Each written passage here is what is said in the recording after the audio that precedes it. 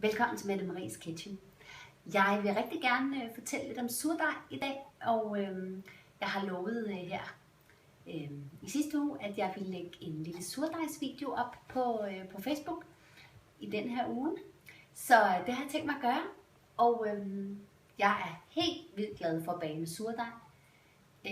Det giver en rigtig god smag, det giver en god konsistens, og så virker det som om, at det er rarere for maven at spise end en masse gær.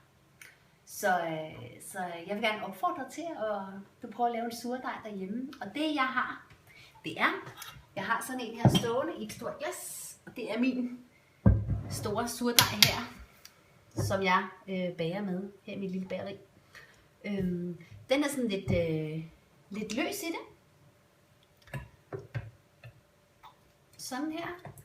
Og det jeg har fundet ud af, det er, at på gammeldags manér, så vil man jo egentlig tage, hvis man skulle bage et almindeligt rugbrød, så vil man tage noget af dejen fra, og så med kerner og alt sådan noget, så tilsætte det dejen igen. Og jeg synes faktisk, at sådan en løs surdej her, den fungerer rigtig godt. Fordi man kan både bage boller eller brød eller et eller andet, så kan man simpelthen bare have den stående, og så hælde lidt i sin dej. Nu har jeg den jo stående ude, og det er fordi, jeg bruger den rigtig meget. Hvis du ikke bruger den så meget, skal den selvfølgelig i køleskabet, hvor den bedre kan holde sig. Men jeg vil vise jer, hvordan man starter en surdej.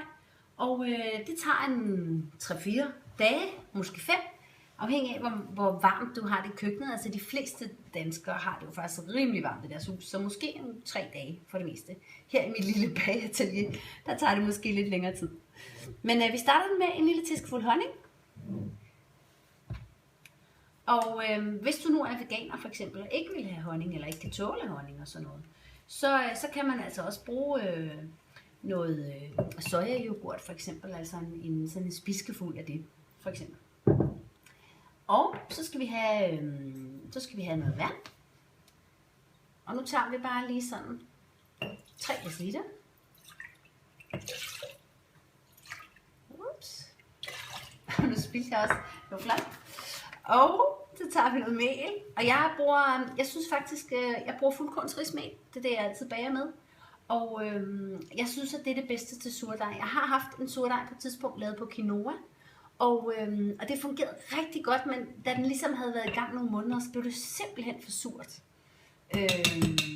Så derfor så har jeg valgt at bruge rismel i stedet for. Man kan selvfølgelig også bruge majsmel, og man kan også bruge boghvedemel.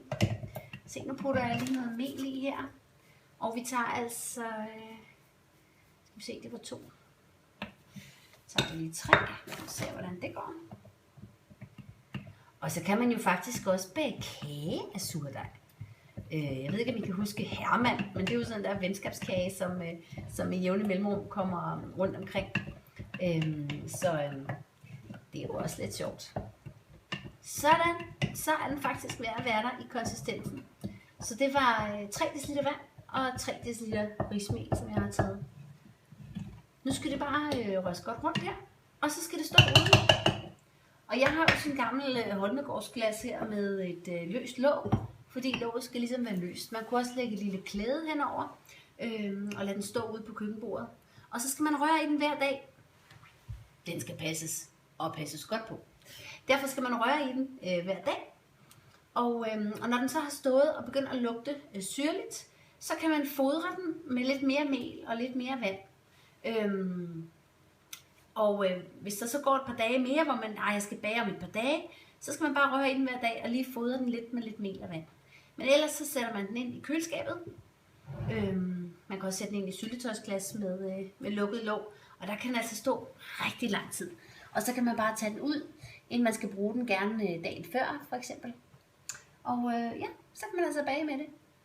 Og jeg har med stor succes bare taget almindelige opskrifter på gærdej. For eksempel hvis du har en god bolleopskrift eller en brødopskrift, så prøv at lave den med surdej, og så lad den stå og hæve natten over, i stedet for at bruge gær. Men jeg skal nok tage mig sammen og snart give jer nogle rigtig gode opskrifter på ting bagt med surdej, som kommer på mit blog. Men jeg skriver herinde, når de er klar. Ha' det godt!